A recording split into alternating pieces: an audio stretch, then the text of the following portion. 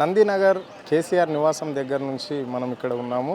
So ఈరోజు కేసీఆర్ మాజీ ముఖ్యమంత్రి, ప్రస్తుతం గజ్వేల్ ఎమ్మెల్యే కూడా ఆయనకు సిట్టు నోటీసులు పంపించడం అనేది అయితే జరిగింది. సో దాదాపుగా ఇప్పటికే బీఆర్ఎస్ మంత్రులను, ఎమ్మెల్యేలను కూడా సిట్టు విచారణ చేయడం అనేది అయితే జరిగింది. అందులో ప్రధానంగా హరీష్ రావు, కేటీఆర్లను, కొంతమంది ఎమ్మెల్యేలను కూడా ఈ సిట్టు విచారణ చేశారు ఫోన్ ట్యాపింగ్లో. సో ఈరోజు మాజీ ముఖ్యమంత్రి కేసీఆర్ను కూడా ఈరోజు విచారణ చేయనుంది సిట్టు.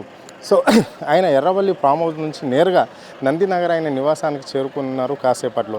సో 3 గంటలకు సిట్టు విచారణ కొనసాగనున్నది. అధికారులు కూడా డైరెక్ట్గా ఇక్కడిని నేరుగా కేసీఆర్ నివాసానికి వచ్చేసి ఆయనను విచారణ చేయాలని చెప్పేసి ఆయన కోరడంతో ఆ అధికారులు కూడా ఇక్కడనే రావడం అనేది అయితే జరిగింది. సో ఇక్కడ మాత్రం కేసీఆర్ రావడంతో భారీ ఎత్తున బీఆర్ఎస్కు సంబంధించిన నాయకులు కావచ్చు, కార్యకర్తలు కావచ్చు, రాష్ట్ర వ్యాప్తంగా కూడా తెలంగాణ భవన్కు చేరనున్నారు. సో ఇప్పుడు దాదాపుగా తెలంగాణ భవన్లో ఇప్పటికే చాలామంది నుంచి, వివిధ ప్రాంతాల నుంచి, తెలంగాణ 4 మూలాల నుంచి ముఖ్యకి సంబంధించిన ముఖ్య కార్యకర్తలు కావచ్చు, నాయకులు కావచ్చు ఇప్పటికే భవన్కు చేరుకోవడం అనేది అయితే జరిగింది. అక్కడ వాళ్ళకు మధ్యాహ్నానికి భోజనానికి కూడా దాదాపుగా 2500 నుంచి 3000 మందికి కూడా అక్కడ భోజన ఏర్పాట్లు కూడా చేయడం అనేది అయితే జరిగింది. ఇప్పుడు మనం నందినగర్లో ఉన్నాం కాబట్టి నందినగర్లో చూస్తున్నాం. మనం చుట్టూ ఎక్కడి నుండి వచ్చినా ఇక్కడ నందినగర్ బస్ స్టాప్ వైపు ఉన్నాం మనము.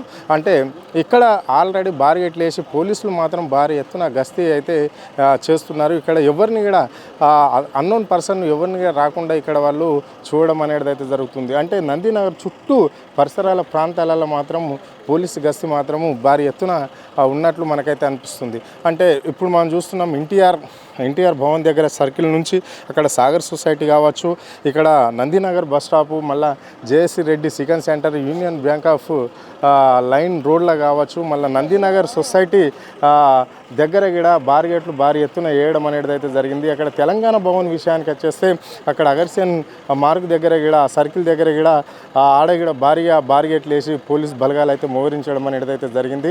సో అక్కడ కమాండ్ నుండి వచ్చే రోడ్డు మొత్తం మీద అక్కడ ఎక్కడికక్కడ ట్రాఫిక్ను ఆల్రెడీ ఆంక్షలు విధించేసి ట్రాఫిక్ డైవర్ట్ చేసే ప్రయత్నంలో ట్రాఫిక్ పోలీసులు అయితే పడ్డట్లు మనకైతే అనిపిస్తుంది. ఆల్రెడీ వాహనదారులకు అవగాహన కల్పిస్తుంటూ వాళ్ళను ట్రాఫిక్ డైవర్షన్ అయితే చేయడం అనేది అయితే జరుగుతుంది.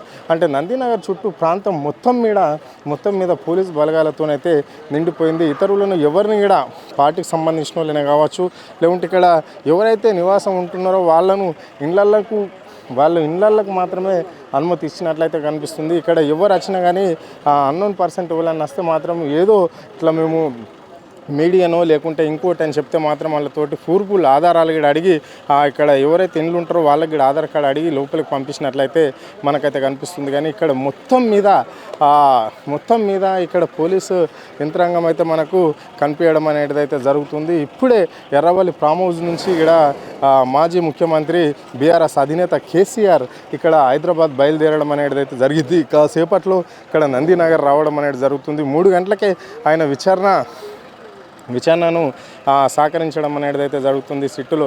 కానీ కొంతమంది అనుమానాలు వ్యక్తం చేస్తున్నారు. మేధావులు కావచ్చు, విద్యావంతులు కావచ్చు, వీళ్ళంతా కావాలని కాంగ్రెస్ చేస్తున్న కుటిలపూరితమైన రాజకీయం ఇది.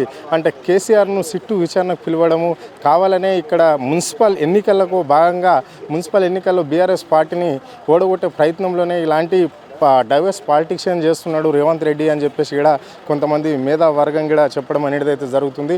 భవన్లో ఇప్పుడు కేటీఆర్తో పాటు కేటీఆర్ నందినగరే రానున్నాడు. సో మరి భవన్లో మాత్రం మాజీ మంత్రి హరీష్ రావుతో పాటు ఎమ్మెల్యేలు, ఎమ్మెల్సీలు, మాజీ ఎమ్మెల్యేలు కూడా భారీ ఎత్తున జిల్లా క్యాడర్కి సంబంధించిన ఫస్ట్ క్యాడర్ లీడర్లు కూడా అందరు కూడా సంబంధించి భవన్లోనే ఉండడం అనేది అయితే జరుగుతుందని కూడా మనం స్పష్టంగా చెప్పుకోవచ్చు. సో ఎందుకంటే ఇక్కడ రాష్ట్ర మాజీ ముఖ్యమంత్రిని ఇక్కడ విచారణ పిలవడం అంటే ఆషామాష కాదు అని చెప్పేసి కూడా జిల్లాలలో ప్రజలు కూడా ఇక్కడ చాలా భారీ ఎత్తున బీఆర్ఎస్కి సంబంధించిన కార్యకర్తలు కూడా ఇక్కడ రావడం అనేది అయితే జరుగుతుంది. సో ఇక్కడ హైదరాబాద్లో మాత్రం శాంతియుతంగా ర్యాలీ, అంటే బీఆర్ఎస్కి సంబంధించిన అధికారులు ర్యాలీ చేయడం అనేది కూడా ఇక్కడ జరుగుతుందని కూడా చెప్పుకోవచ్చు. మరి విచారణ ఏ విధంగా ఉంటుంది, ఎట్లా ఉంటుంది అని చెప్పేసి 3 గంటల తర్వాత కూడా ఇంకా కొంచెం సమాచారం కూడా రావడం అనేది జరుగుతుంది. కేవలం ఫోన్ ట్యాపింగ్లో ఇంత పెద్ద విచారణ చేయవలసిన అవసరం లేదు అని చెప్పేసి కూడా బీఆర్ఎస్కి సంబంధించిన కొంతమంది ముఖ్య నాయకులు కావచ్చు, కార్యకర్తలు కావచ్చు కూడా